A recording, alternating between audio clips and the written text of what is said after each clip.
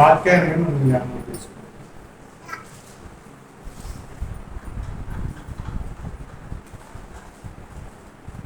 వాక్యంలో మనం చూస్తున్నట్టు దేవుడు ఎలాంటి వాడు? దేవుడు మనతో ఉండే దేవుడా లేదా మనల్ని విడిచిపెట్టే దేవుడా అని చూస్తాడు. దేవుడు మనతో ఉంటే మన జీవితం ఎలా ఉంటుంది? ఒకవేళ దేవుడు మనల్ని విడిచిపెడితే ఎలా ఉంటుందో ఒకసారి. దేవుడు ఉన్న జీవితాలు, దేవుడు లేని జీవితాలు. దేవుడు మనతో ఉండాలి, మనతో ఉండే ఆయన సడన్ గా ఆయన మనల్ని విడిచిపెడితే కనుక మన పరిస్థితి ఎలా ఉంటుంది? ఆయన విడిచిపెడితే ఎలా ఉంటుంది, లేదా ఆయన మనతో ఉన్నప్పుడు ఎలా ఉంటుంది? ఆయన ఉన్నప్పుడు ఎలాంటి పనులు చేస్తాడు, ఆయన మనల్ని వదిలేస్తే ఎలాంటి పనులు చేస్తాడు? మొదటిగా ఆయన మనల్ని ఆయన దేవుడు మనతో ఉన్నప్పుడు లేదా దేవుడు ఉన్నప్పుడు ఏం జరిగినవి అనేది ఒక సందర్భాన్ని చూసుకుంటాం. దేవుడు ఎలా ఎలా ఉంటున్నాడు అనేది దేవుని యొక్క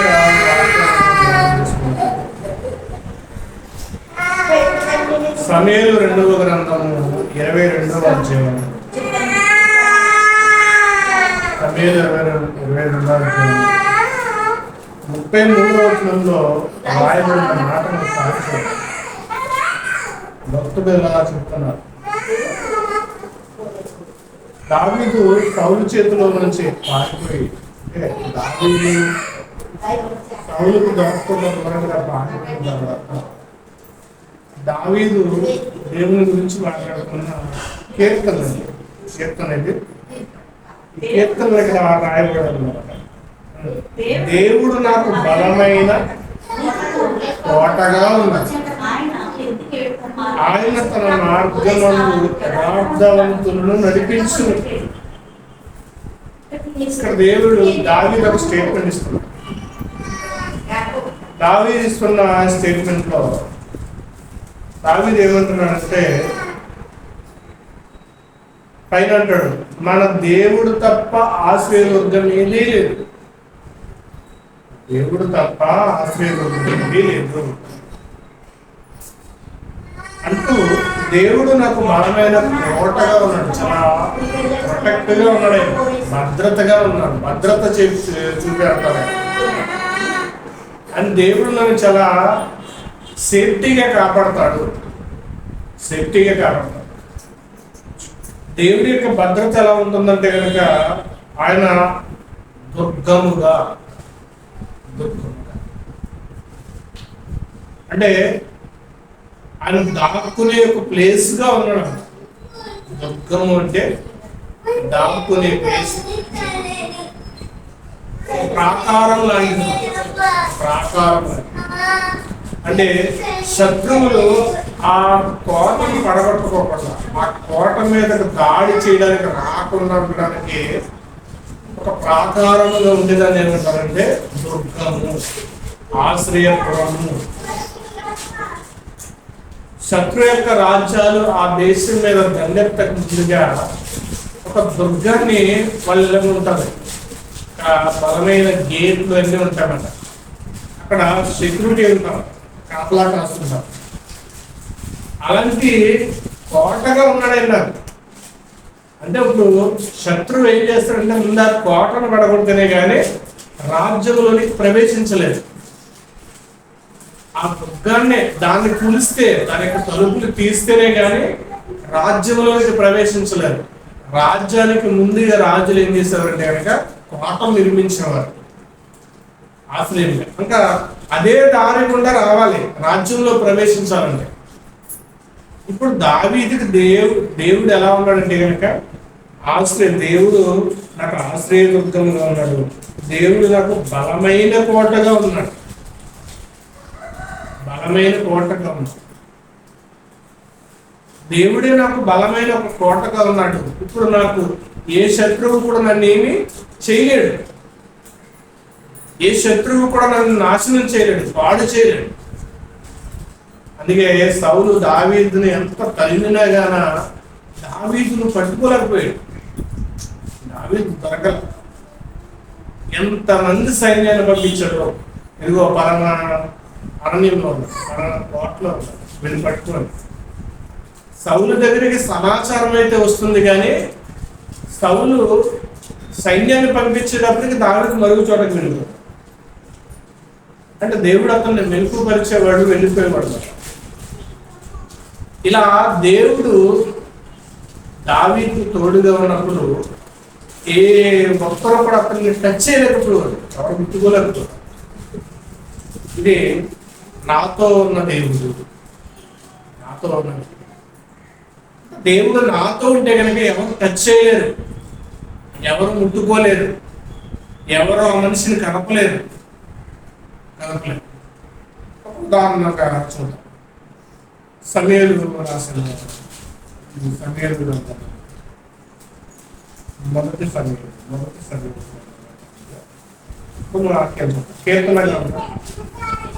కీర్తన గ్రంథం 85వ కీర్తన 9వ వచనం. 85వ కీర్తన 9వ వచనం. దావీదు రాసిన కీర్తన 85వ అధ్యాయం 9వ వచనంలో మన దేశంలో మహిమ నివసించినట్టు ఆయన రక్షణ ఆయనకు భయపడు వారికి సమీపముగా ఉంది. ఇంకా దేవుడు ఎవరితో ఉంటాడంటే కనుక ఆయనకు భయపడే వారికి తోడుగా ఉంటాడు. ఆయనకు భయపడే వారికి ఆయన కేడుగా ఉంటాడు, కోటగా ఉంటాడు. ఆయన భద్రత కల్పిస్తుంటాడు. ఏ యొక్క ప్రాబ్లం, ఏ యొక్క శ్రమ వాడిని సమీపించకుండా చేస్తాడు. దేవుడు తోడుగా ఉంటే అదే విషయం అక్కడ చెప్తున్నాం. మన దేశంలో మహిమ నివసించినట్టుగా ఆయన రక్షణ ఆయనకు భయపడే వారికి సమీపముగా ఉన్నది. ఆయన రక్షణ సమీపముగా ఉన్నది. దేవుని యొక్క నామాన్ని తెలియజేస్తూ కూడా ఊసితే ఉండడం. నేను పర్వ దగ్గరికి వెళ్ళాలంటే నువ్వు ఎవరని చెప్పాలి. నేను పర్వ దగ్గరికి వెళ్ళాలంటే నీ పేరేంటో చెప్పు. మాట్లాడతానంటే నేను ఉన్నవాడు. దేవుడు ఉండేవాడు, ఉన్నవాడు. ఆయన మనతో ఉండే దేవుడు, మనకు తోడుగా ఉండే దేవుడు. ఆయన మనను ఆదరించే దేవుడు. దేవుడు మనతో ఉన్నవాడు. దేవుడు ఉన్నప్పుడు దేవుడు దావీదుతో ఉన్నప్పుడు ఏం జరిగిందో ఒకసారి సమూయేలు రాసిన మొదటి గ్రంథం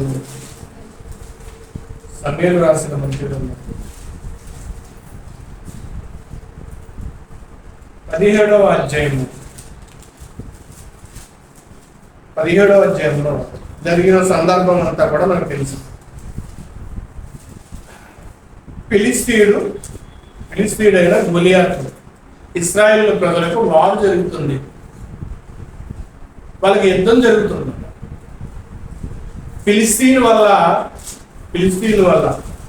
ఫిలిస్తీయుడైన గొలియాతు వల్ల ఇశ్రాయేలీయుల యొక్క సైనికులందరి యొక్క గుండె ధైర్యం అంతా చెడిపోయింది. భయపడిపోయారు. ఆ ఫిలిస్తీయుడైన యొక్క గొలియాతును ఎదిరించలేని పరిస్థితుల్లో అందరూ ఉన్నారు. ఒక పక్క రాజ్యం అంతా భయంతో ఉంది, సైనికులు భయపడిపోతున్నారు. కానీ ఆ సమయంలో ఒకడు వచ్చిన వాడు ఏమైనా యుద్ధం చేయగలిగిన వాడా అంటే లేదు, బాలుడు. సౌలు దగ్గరికి తీసుకుని వచ్చాడు. ఇతడు చేస్తాడంట అన్నప్పుడు సౌలు మాట్లాడుతున్న విషయాన్ని మనం ఒకసారి చూస్తే ఈ 33వ వచనం 17వ అధ్యాయం 33వ వచనం. సౌలు ఈ ఫిలిస్తీనుని ఎదుర్కొని వారితో పోట్లాడుటకు నీకు బలము చాలదు, నీకు బాలుడు, వాడు బాల్యము నుండి విద్యాభ్యాసము చేసిన వాడని దావీదుతో అన్నాడు. నువ్వు బాలుడు అయ్యా, నీకు బలము చాలదు. మీ అన్నల కనీసం వయసు వచ్చిన తర్వాత యుద్ధంలో చేరేరు, వాళ్ళే భయపడిపోతున్నారు.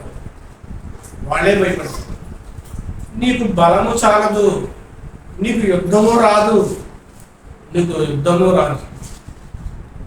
ఇప్పుడు సౌలు దావీదు బలాన్ని చూస్తున్నాడు. దావీదు శరీరాన్ని చూస్తున్నాడు. దావీదునికి ఎలా ఉన్నాడంటే బాల్యంలో ఉన్నాడు. మరి ఆ ప్రత్యర్థి ఎలా ఉన్నాడంటే కనుక 6 జానుల ఆజానుభావుడు, 6 మూరల జానుడి యొక్క ఆజానుభావుడు. దావీదు వయసుకి సంబంధం మ్యాచ్ అవ్వట్లేదు, హైట్కి మ్యాచ్ అవ్వట్లేదు. ఏ రకంగా చూసినా కానీ ఇతను గెలుస్తాడన్న నమ్మకంగా కనబడట్లేదు సౌలుకి. ఎందుకంటే వయస్సును చూస్తున్నాడు, అతడుకున్న బలాన్ని చూస్తున్నాడు. అసలే యుద్ధం తెలియని వాడు. గొల్లియాతు అయితే కనుక బాల్యం నుంచి యుద్ధం తెలిసినవాడు. ఇంకా చూడడానికి ఆకారంలోనే భయంకరంగా ఉన్నాడు.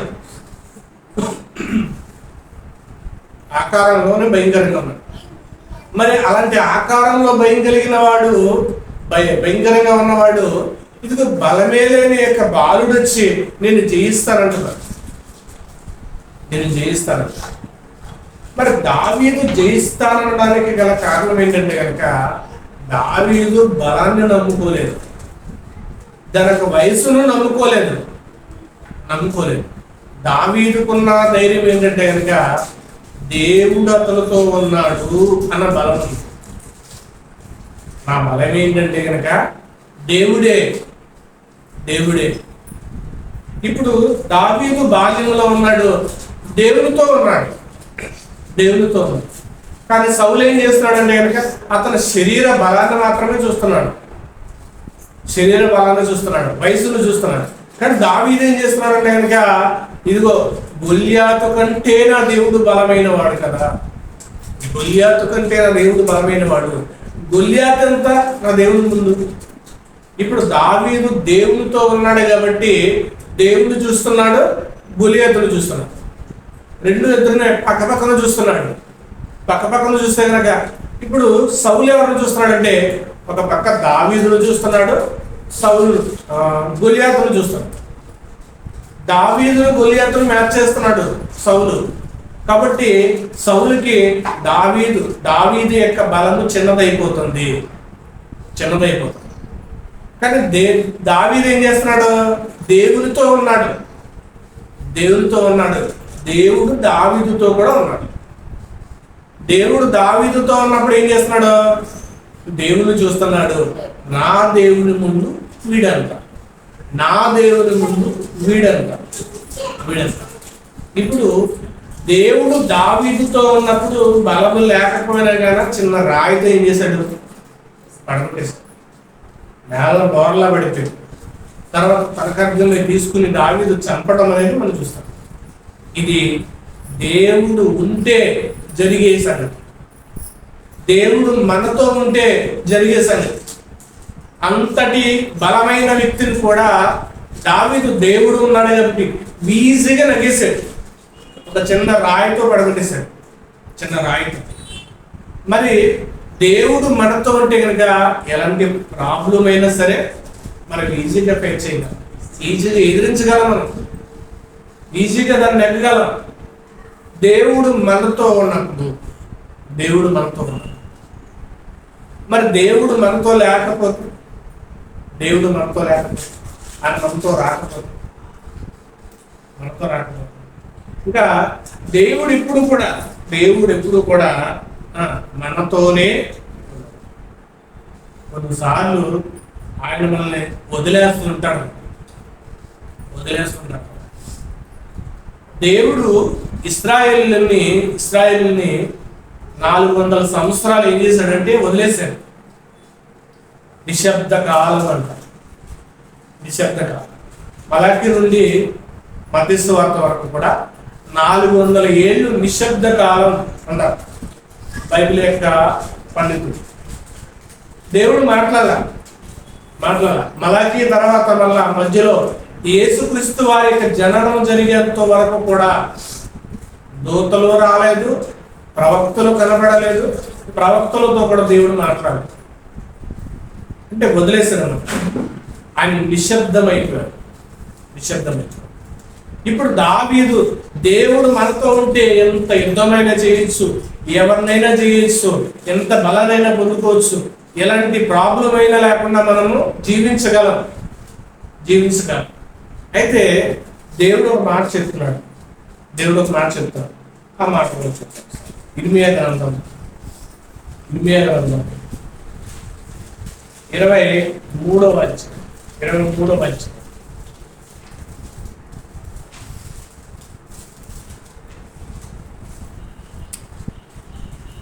ఇర్మియా గ్రంథము 23వ అధ్యాయం 23వ వచనం. నేను సమీపమునందు దేవుడును మాత్రమేనా, దూరము నుండి దేవుడు కానా? దేవుడు ఎప్పుడు కూడా సమీపముగానే ఉంటాడా? దేవుడు ఎప్పుడు కూడా మన పక్కనే ఉంటాడా? దేవుడు ఎప్పుడు కూడా మనం వదలకుండా ఉంటాడా? ప్రశ్న వేస్తున్నాడు. నేను ఎప్పుడు మీకు సమీపముగా ఉండే దేవుడినేనా? ఆయన దూరముగా ఉండే దేవుడు కదా చెప్తాడు. నేను సమీపముగా ఉండే దేవుణ్ణి మాత్రమేనా, దూరముగా ఉండే దేవుణ్ణి కానా? అంటే దేవుడు మనకు దూరంగా ఉండే సమయం కూడా, దేవుడు మనల్ని విడిచిపెట్టే సమయం కూడా ఉంది. అందుకే మన ప్రభు అయిన యేసుక్రీస్తు వారిని కూడా దేవుడు ఏం చేశారంటే కనుక విడిచిపెట్టేశారు. ప్రభు అయిన యేసుక్రీస్తు వారిని కూడా దేవుడు విడిచిపెట్టారు. చూడండి, మత్తయి సువార్త 24వ అధ్యాయము 17వ. మత్తయి సువార్త 24వ అధ్యాయము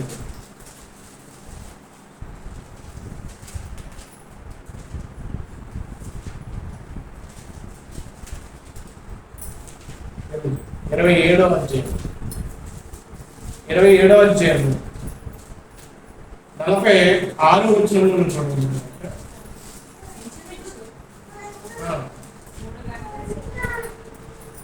ఇంచుమించు 3 గంటలప్పుడు యేసు ఏలే లామా శబర్దాన బిగ్గరగా కేకలు వేసెను. ఆ మాటకు నా దేవా నన్నెందుకు చెయ్యి విడిచితివని అని. నా దేవా నన్నెందుకు చెయ్యి విడిచావు? అంటే దేవుడు అక్కడ చెయ్యి విడిచిపెట్టేస్తున్నాడు. అక్కడ దేవుడు కూడా యేసుక్రీస్తు వారి యొక్క చెయ్యిని విడిచిపెట్టేశాడు. ఎక్కడ? సిలువలో. ఎప్పుడు? ఆయన మనుషులందరి యొక్క పాపముల నిమిత్తము, ఆ పాపములు మన అందరి యొక్క పాపములు ఆయన మీద మోపబడినప్పుడు, మనందరి యొక్క పాపములు ఆయన మీద మోపబడినప్పుడు దేవుడు యేసుక్రీస్తు వారి యొక్క శరీరం విడిచిపెట్టేశాడు, వదిలేశాడు. ఆయన యేసుక్రీస్తు వారి యొక్క శరీరం విడిచిపెట్టారు. ఎప్పుడంటే మనందరి యొక్క పాపములు, మన దోషములు ఆయన మీద పడినప్పుడు, మన పాపములు వేసుకుని, మన యొక్క పాపములు వేసుకుని ఆయన బలి అవ్వాలి. ఆయన పాపముల నిమిత్తం ఆయన చనిపోవాలి కాబట్టి యేసుక్రీస్తు వారి యొక్క చెయ్యిని దేవుడు విడిచిపెట్టడం అనేది జరిగింది. ఇప్పుడు దేవుడు విడిచిపెడితే ఏముంటుందంటే కనుక బాధ ఉంటాను, బాధ ఉంటాను, బాధ భరించాల్సి వస్తుంది, బాధ భరించాల్సి వస్తుంది. దేవుడు కనుక వదిలేస్తే, విడిచిపెట్టేస్తే, దేవుడు విడిచిపెడితే కనుక మిగిలేది ఏంటంటే కనుక బాధ, బాధ, కన్నీళ్ళు, కష్టాలు. దేవుడు వదిలేస్తే మిగిలేది ఏంటంటే కష్టాలే. దేవుడు మనతో లేకపోతే కనుక మనకి బాధ మాత్రమే మిగులుతుంది, బాధ మాత్రమే మిగులుతుంది. దాన్ని మనం సందర్భంగా చూస్తే కనుక సమూయేలు రాసిన రెండవ పత్రిక, సమూయేలు రాసిన రెండవ పత్రిక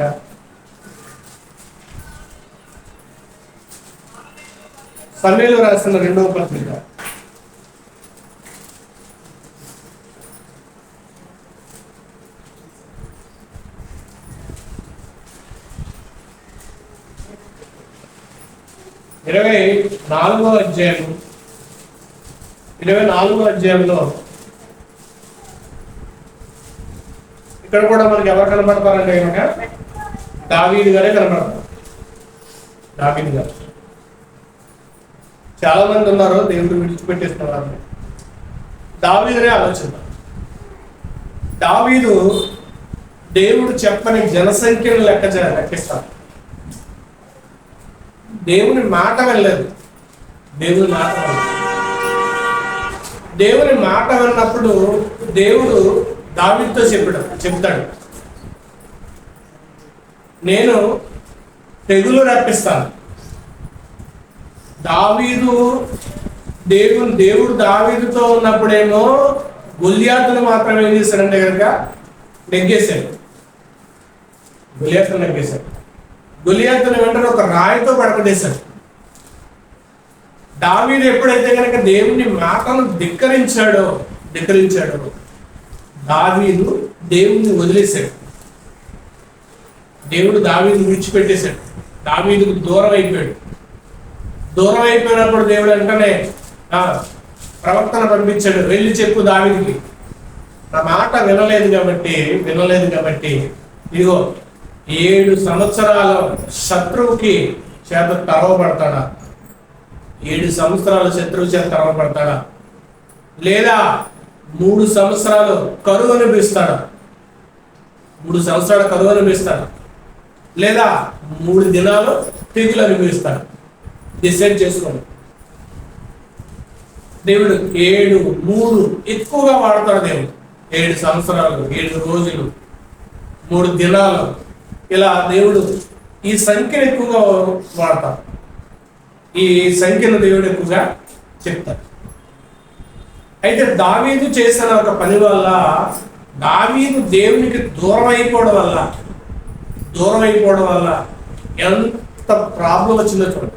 7 సంవత్సరాలు 70 సంవత్సరాలు తెగులు, 7 సంవత్సరాలు కరువు, 7 సంవత్సరాలు శత్రువు చేత తరవబడ్డమా, 3 సంవత్సరాలు తెగులు చేత బాధపడ్డమా, లేదా 3 రోజులు నీవు నీ జనాన్ని శిక్షించమంటావా? 3 రోజుల శిక్షణ కోరుకుంటాడు. 3 రోజుల శిక్షణ కోరుకున్నప్పుడు దావీదు చేసే ప్రార్థన చూడండి. 17వ వచనంలో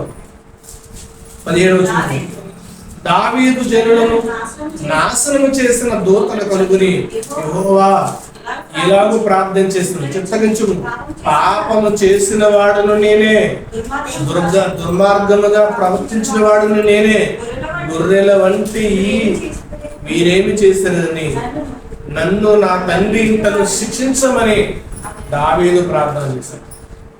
చూడండి ఎంత కష్టం వచ్చిందో, చూడండి ఎంత కష్టం వచ్చింది. ఇంకా 3 రోజులు తెగులు అన్నాడు. ఒక్క రోజులన్నీ 70,000 మంది చనిపోయారు. ఒక్క తెగుల్లోనే. ఒక్క రోజు తెగులు రప్పిస్తే, అంటే దేవుడు ఒక రోజు దూరం అయితే దావీదుకి 70,000 మంది అర్థమైపోయారు. 70,000 మంది అర్థమైపోయారు. అంటే 3 రోజులు తెగులైతే కనుక 2,10,000 మంది చనిపోవాల్సింది. కానీ దేవుడు కనికర సంపన్నుడు కాబట్టి దావీదుకు దూరంగా ఉన్నా గన దేవుడు ఏం చేశాడంటే మరలా తన పట్ల జాలి కలిగి ఒక్కరోజు ఆ 70,000 మందిని బట్టి దేవుడు పశ్చాత్తాపడి బాధపడి, ఇదిగో ఒకరిని బట్టి ఇంతమందిని చంపడం ఎందుకని దేవుడు మరలా దావీదు మీద దయతలుస్తాడు. ఇక్కడ తెలుసుకోవాల్సిన విషయం ఏంటంటే కనుక, దావీదుకు దేవుడు దూరంగా ఉంటే ఎంత నష్టం కలిగింది, దేవుడు వదిలేస్తే ఎంత నష్టం కలిగింది. తనకు రాజ్యంలో 70,000 మంది చనిపోవచ్చు. దావీదుకు దగ్గరగా ఉన్నాడు దేవుడు. దావీదు దేవునితో ఉన్నప్పుడు దావీదు ఎలాంటి యుద్ధమైనా జయించేవాడు, ఎలాంటి శత్రువు అయినా సరే గెలిచేవాడు. కానీ దేవుడు ఎప్పుడైతే వదిలేశాడో అప్పుడు తన యొక్క సైన్యంలో 70,000 మంది సిద్ధిగారు. 70,000 ఉంచారు. కాబట్టి దేవుడు మనతో ఉండడానికి మనం ఏం చేయాలంటే కనుక సంసిద్ధులుగా ఉంటాం. మనం ఆయనతో ఉండడానికి సంసిద్ధులు అవ్వాలి. ఆయన మనతో ఉండాలి. ఆయన మనం వదిలేస్తే కనుక ఎలాంటి భయంకరమైన విపత్తు ఉండొచ్చు. దేవుడు మనం వదిలేస్తే కనుక మనము తట్టుకోలేము. దావీదు తట్టుకోలేకపోయాడు. ఒక్క 3 దినాలకే తట్టుకోలేకపోయాడు. 3 దినాల్లో ఒక దినం వల్ల వచ్చే నష్టాన్ని చూశాడు. ఒక్క దినము దేవుడు నా నుండి దూరం అయితే కనుక 70,000 మంది అర్థమైపోయారే. 70,000 మంది అర్థమైపోయారే. ఇది కాదు, ఇదిగో నన్ను బట్టి, నేను చేసేదాన్ని బట్టి, చేసే పాపం నేను చేశాను, నేను దౌర్భాగ్యుడు, నన్ను బట్టి ఇదిగో నా జనాన్ని శిక్షించు, నా ఇంటి వారిని శిక్షించు అక్కడ దావీదు మరలా వేడుకోవడం అనేది ఇక్కడ దావీదుకు దగ్గరగా ఉన్నప్పుడు చూస్తున్నాం. అంటే దేవుడు ఉన్నప్పుడు మనం చూస్తున్నాం. దేవుడు మనతో లేకపోతే పరిస్థితి మాత్రం చాలా భయంకరంగా ఉంటుంది. అంటే దేవుడు మనతో ఉన్నప్పుడు మన జీవితం ఆనందంగా ఉంటుంది. దేవుడు మనం వదిలేస్తే కనుక చాలా కన్నీళ్ళు, వేదన, బాధ మనకు. ఆయన విడిచిపెడతాడంటే కనుక ఆయన సమీపముగా ఉండే దేవుడైనా దూరముగా ఉండే దేవుడిని అంటున్నాడు. అంటే ఆయన మనల్ని కొన్ని సందర్భాలు ఆయన మనల్ని విడిచిపెడతాడు. ఆయన ఒకవేళ విడిచిపెడితే కనుక మనకి చాలా బాధ అనేది ఉంటుంది, చాలా వేదన అనేది ఉంటుంది. దేవుడు మనతో ఉంటే కనుక ఎలాంటి యుద్ధాన్నైనా జయించవచ్చు. కాబట్టి ఈరోజు దేవుడు మనతో ఉండాలి. ఒక మాట మనం చూస్తే కనుక మత్తయి సువార్త ఇంకో విషయం ఏంటంటే, దేవుడు ఒకవేళ వదిలేసిన, అంటే దేవుడు దూరంగా ఉన్నా, దేవుడు మనం వదిలేసినా కానీ గొప్ప సంగతి ఏంటంటే కనుక అలా మన కోసము చూస్తూ ఉంటాడు. ఒకవేళ దూరంగా ఉంటాడు కానీ మనల్ని ఆయన ఏం చేస్తాడంటే కనుక గమనిస్తూ ఉంటాడు. మనల్ని ఆయన దూరం అవ్వచ్చు కానీ మనల్ని గమనిస్తూ ఉంటాడు. గమనిస్తే ఏం చేస్తాడంటే మన చాయిస్ కోసం ఎదురు చూస్తుంటాడు. ఒకవేళ మనం చేసేదాన్ని బట్టి, మనం చేసే పొరపాటును బట్టి దేవుడు దూరంగా ఉంటాడు. కానీ మన చాయిస్ కోసం మనం ఏం చేస్తాం. దావీదు ఏం చేశాడు? ఇదిగో నన్ను బట్టి వాళ్ళ దెబ్బలు తింటామేంటి, నన్ను బట్టి వాళ్ళు చనిపోవడం ఏంటి అని దావీదు దేవునికి ఎదురెళ్ళడం అంటే పశ్చాత్తాపడ్డాడు, ప్రాధేయపడ్డాడు, కాళ్ళ మీద పడ్డాడు. ఇది ఒక ఆప్షన్ ఉంది. ఇంకా మత్తయి సువార్త 24వ అధ్యాయం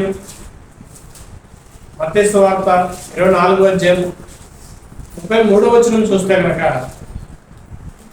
24వ అధ్యాయం 33వ వచనం, ఆ ప్రకారమే మీరు ఈ సంగతులన్నీ జరుగుట చూసినప్పుడు ఆయన సమీపమని ద్వారము దగ్గర ఉన్నాడని తెలుసుకోండి. అంటే దగ్గరికి రాలా, సమీపంలో ఉన్నాడు, దూరాన్ని ఉన్నాడు. అంటే నీకు బయట ఉంటున్నాడే. ఎందుకనంటే కనుక మన ప్రవర్తన బాగోనప్పుడు, మన యొక్క జీవితం బాగోనప్పుడు, మన ప్రవర్తన ఆయనకి నచ్చనప్పుడు ఆయన ఏం చేస్తాడంటే కనుక దూరం అయిపోతాడు, కానీ సమీపంగానే ఉంటాడు. సమీపంగానే ఉంటాడు. పిల్లలుగా ఆయన వచ్చేస్తాడు. ఆయన మనం హక్కును చేర్చుకోవడానికి మనం సిద్ధపడినప్పుడు, పశ్చాత్తాపడినప్పుడు ఆయన సమీపంగానే ఉంటాడు. యెషయా గ్రంథము 55వ అధ్యాయం, యెషయా గ్రంథము 55వ అధ్యాయం 6వ వచనం. యెహోవా మీకు దొరుకు కాలంలోనే ఆయనను వెతుకుడి, ఆయన సమీపముగా ఉండగానే ఆయన వేడుకుని. యెహోవా మీకు దొరుకు కాలంలోనే ఆయన వేడుకోండి, ఆయన సమీపముగా ఉండగానే ఆయన వేడుకోండి. ఆయన వేడుకోండి. సమీపముగా ఉన్నప్పుడు మాత్రమే ఆయన మనం వేడుకోవాలి. ఆయన దొరికే కాలంలో మాత్రమే ఆయన వెతకాలి. ఈరోజు ఆయన దొరికే కాలంలో ఉన్నాడు. ఆయన ఇంకా సమీపంగానే ఉన్నాడు. ఆయన మనల్ని సమీపించడానికి దగ్గరగానే ఉన్నాడు. వేడుకునే కాలమే ఉంది, కానీ వేడుకోవట్లేదు. ఆయన వేడుకోవట్లా. ఆయనకు దూరం అయ్యే పరిస్థితులే మనుషుల్లో కనబడుతున్నాయి. ఏది జరిగినా కానీ వేడుకోవడం అనేది పక్కన పెట్టేశారు. దానికి ఏం చేస్తాను? ఈ మధ్యకాలంలో ఎక్కువగా క్రైస్తవుల మీద జరుగుతున్నది ఏంటంటే కనుక నిందలు, శ్రమలు, ఇంకా చర్చలు పీకివేయడం, చావకులు కొట్టడం, విచ్చలవిడి అయిన అన్యాయం అనేది జరుగుతుంది. మరి ఇప్పుడు దేవుడు ఎక్కడ ఉన్నాడంటే కనుక దూరంగానే ఉన్నాడు, సమీపంగా లేడు. ఒకప్పుడు విస్తృతంగా సభలు జరిగేవి, విస్తృతంగా దేవుని మాటలు వినబడేవి, విస్తృతంగా దేవుని కోసము విస్తృతంగా వెళ్ళి మాట్లాడేవారు, ధైర్యంగా మాట్లాడేవారు. ఒకప్పుడు వెళ్ళి సువార్తకు వెళ్ళి మాట్లాడితే కనుక ఎవరైనా ఎదురు ప్రశ్నించేవారా? లేదు. ఆమ్లెట్ తీసుకుని అయ్యా మా కొరకు ప్రార్థన చేయండి అని, మా కొరకు ప్రార్థన చేయండి, నీ దేవుడు గొప్పవాడు, నీ దేవుడి దగ్గరికి రావాలని ఉంది కానీ మాకు కొన్ని ఆటంకాలు ఉన్నాయి, అయ్యా మీ దేవుడిని మేము నమ్ముకోవాలని ఉంటుంది కానీ మా కులం బట్టి మానేసేవారు, మానేస్తాం. ఇలా ఎలాంటి వారి దగ్గరికి వెళ్ళా కానీ యేసుక్రీస్తు ద్వారా ఆయన మంచి దేవుడురా అనేవారు. ఎందుకని? అప్పుడు దేవుడు దావీదుతో ఉన్నట్టుగా దేవుడు క్రైస్తవులతో ఉండేవాడు. కాబట్టి ఎవరి మీద కూడా చిన్న వేగ వాలేదు కాదు, ఎవరిని అనేవారు కాదు. కానీ ఇప్పుడు దేవుడు దూరముగా ఉన్నాడు. నేను సమీపముగా ఉండే దేవుడు నేనా, దూరముగా ఉన్న దేవుడు కానా? ఆయన దూరంగా ఉన్నాడు. ఆయన దూరంగా ఉన్నాడు కాబట్టి ఈరోజు ఈ యొక్క శ్రమలు, ఈ పరిస్థితులు ఎంతకాలం ఉంటాయంటే ఎంతకాలం ఉంటాయని చెప్పడం ఎవరికి సాధ్యం కాదు. కానీ ఆయన సమీపంగా ఉన్నాడు, అది మర్చిపోతాం. ఆయన సమీపంగా ఉన్నాడు. ఎలా సమీపంగా ఉన్నాడు? నిన్ను పుడుతున్నప్పుడు ఆయన కాపాడడానికి సమీపంగా ఉన్నాడు అంటే కనుక కాదు. నీ మీదకు వస్తున్న ఆపదను తప్పించడానికి సమీపంగా ఉన్నాడా? కాదు. ఆయన సమీపంగా ఉన్నాడంటే ఆయన రావడానికి సమీపంగా ఉన్నాడు. అదే మత్తయి సువార్తలో చెప్తున్నాం. 24వ అధ్యాయం, మత్తయి సువార్త 24వ అధ్యాయం 33వ వచనం చదివాడు. ఆ ప్రకారమే మీరు ఈ సంగతులన్నీ జరుగుట చూసినప్పుడు ఆయన సమీపమని ద్వారమునొద్దనే ఉన్నాడని తెలుసుకోండి. ఎప్పుడు పడితే అప్పుడు రక్షించడానికి, నీకున్న ప్రతి పరిస్థితి నుంచి నిన్ను విడిపించడానికి కాదు, నేను సమీపంగా ఉన్నా, చూస్తున్నా. ఎలాంటి బాధలు పడుతున్నారో, ఎలాంటి ఇబ్బందులు పడుతున్నారో, ఎలాంటి హింసకు గురవుతున్నారో, ఎలాంటి నిందలు అనుభవిస్తున్నారో, ఎలా కొట్టబడుతున్నారో, ఎలా కోల్చబడుతున్నారో నేను చూస్తున్నా. నేను సమీపంగా ఉన్నా. ఆయన ఒకవేళ స్టెప్ తీసుకుంటే కనుక వీళ్ళకి పనిష్మెంట్ ఇచ్చే విధానంలో ఇప్పుడు దేవుడు లేడు. అంటే ఒకప్పుడు ఎవరినైనా ఏదైనా చేస్తే కనుక క్రైస్తవులు ఇబ్బంది పెడితే పనిష్మెంట్ అనేది దేవుడు ఇచ్చేవాడు. కొంతవరకు పనిష్మెంట్ ఇచ్చేవాడు. వాళ్ళ ఇబ్బంది పెడుతున్నప్పుడు దేవుడు వాళ్ళకి ఏదో ఒక బాధ కలిగజేసి వాళ్ళు మారడానికి పనిష్మెంట్ ఇచ్చారు. దేవుడు ఇప్పుడు వాళ్ళకి పనిష్మెంట్ ఇవ్వడానికి రెడీగా లేదు. పనిష్మెంట్ ఇవ్వడానికి లేదు, నీకు ప్రతిఫలం ఇవ్వడానికి రెడీగా ఉన్నాడు. నీకు ప్రతిఫలం ఇవ్వడానికి మాత్రమే ఆయన చూస్తున్నాడు. ఏంటి ప్రతిఫలం అంటే ఆయనతో వెళ్ళడానికి. ఒకవేళ ఆయన వస్తే వాళ్ళకి పనిష్మెంట్.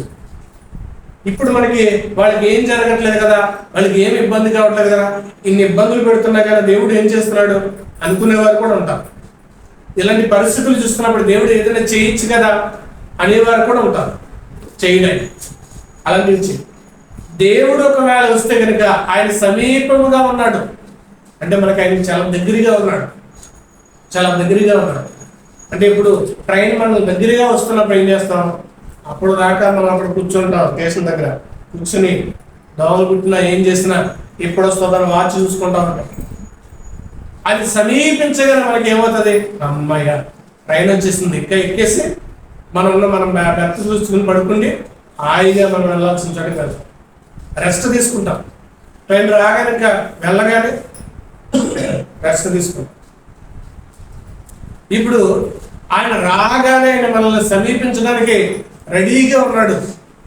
ఆయన వస్తే అందరికీ పనిష్మెంటే. ఆయన యందు భయభక్తులు కలిగితే కనుక, ఆయన కొరకు జీవించిన వారికి అయితే కనుక ఆయన తీసుకుని వెళ్ళిపోతాడు. తర్వాత వచ్చే పనిష్మెంట్ అనేది చాలా భయంకరంగా ఉంటుందని చెప్పి, చాలా భయంకరం. ఆయన విడిచిపెడితే కనుక, ఆయన వదిలేస్తే కనుక, ఆయన వదిలేసి మళ్ళీ వెళ్ళిపోతే కనుక చాలా పనిష్మెంట్ అనుభవిస్తాము, చాలా భయంకరమైన బాధ అనుభవిస్తాము. అందుకోసం దేవుడు వెంటనే ఎవరికి కూడా ఏ హాని కలగజేయట్లేదు. ఎవరు ఎంత ఎంగింగా మాట్లాడారో ఆయన గురించి, ఎంతగా ఆయన దూషించారో, ఎంతగా వదరబోట్లు మాట్లాడారో అందరూ కూడా ఆయన పనిష్మెంట్కి బలవుతారు. ఆయన యొక్క బాధ గురవలసిందే. కానీ ఆయన ఇప్పుడు దూరంగా ఉన్న దేవుడు, దూరంగా ఉన్నాడు. దూరంగా ఉన్నా కూడా ఆయన ఏం చేస్తున్నాడు అంటే కనుక మన కోసం ఆలోచిస్తున్నాడు, మన కోసం ఎదురు చూస్తున్నాడు. ఆయన దొరికే కాలంలోనే వెతకండి, ఆయన ఆలోచించే కాలంలోనే మీరు పట్టుకోండి. ఆయన సమీపంగా ఉంటున్నాడు. ఆయన సమీపంగా ఉన్నప్పుడే మనం ఏం చేయాలంటే కనుక ఆయన్ని వేడుకోవాలి, ఆయన కొరకు మనం ప్రార్థించాలి, పశ్చాత్తాపడాలి, ఆయన దగ్గర రోదన చేయాలి. సమీపముగా ఉన్నప్పుడే ఆయన దగ్గరికి రమ్మంటే కనుక ఆయనకు సమీపముగా ఉండే సమీపంలోనే రావట్లేదు. ఒకప్పుడు విస్తృతంగా సభలు జరిగితే కనుక ఎంత దూరమైనా సరే ఆటోల్లో, బైకుల్లో వెళ్ళేవారు. ఎంత దూరమైనా వెళ్ళేవారు, ఎంత కష్టమైనా, ఎంత బాధైనా కానీ వెళ్ళి అర్ధరాత్రిగానే వచ్చేవారు. కానీ ఈరోజు దగ్గరైనా గానా దేవుని సన్నిధికి రావడానికి మనకి సమయం ఉండట్లేదు. దేవుని సన్నిధానంలో ఉండడానికి సమయం రావట్లే. దేవునికి సమయాన్ని ఇవ్వడానికి మనం టైం ఇవ్వట్లే. మరి దేవుడు మనతో ఎలా ఉంటాడు? ఆయన దూరంగా ఉండకుండా ఏం చేస్తాడు?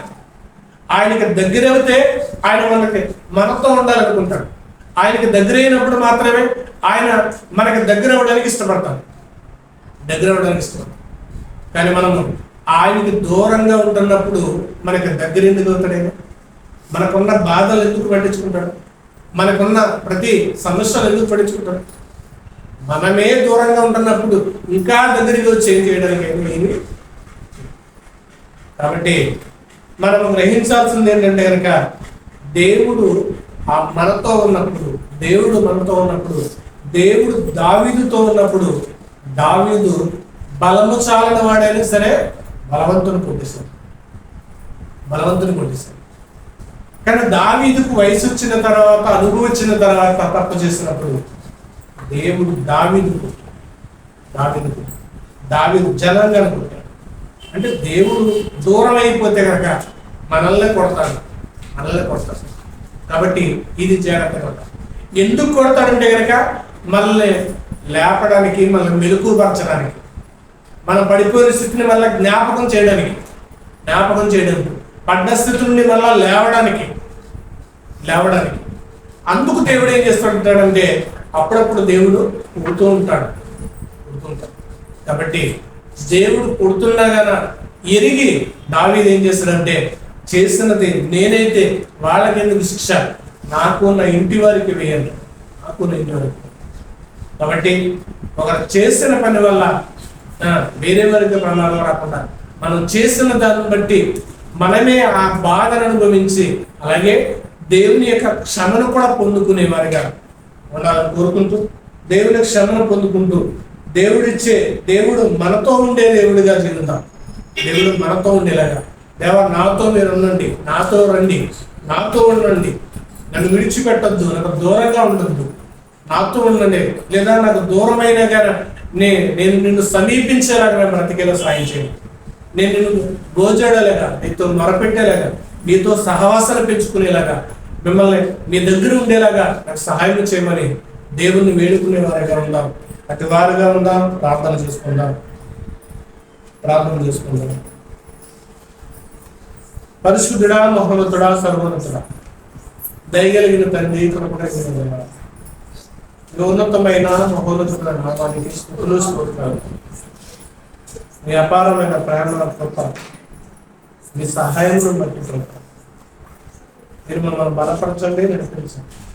మీ శక్తిని నిగమనం చేసి, మీ కృపను నిగమనం చేసి తండ్రి, మీరు మాతో ఉండే దేవుడు, మమ్మల్ని విడిచిపెట్టే దేవుడు. మా పరిస్థితుల్లో మా యొక్క పాపము మమ్మల్ని మీ నుండి దూరం చేసేస్తాయి. మేము చేసే పాపం, మేము చేసే అతిక్రమములు మీ నుండి దూరం చేసేస్తాయి, దూరంగా జీవించేలా చేస్తాం. కాబట్టి నేను మా అతిక్రమాలు, మా దోషాలు క్షమించి మేము వాటిని విడిచిపెట్టి మిమ్మల్ని హత్తుకునేవారికి, మిమ్మల్ని వెతికేవారికి ఉండే భాగ్యాన్ని మనం ఇచ్చి అటు కృపతో మేము బిడ్డలందరినీ జ్ఞాపకం బలపరచు. క్రీస్తు వారి మహోన్నతులను ప్రార్థించని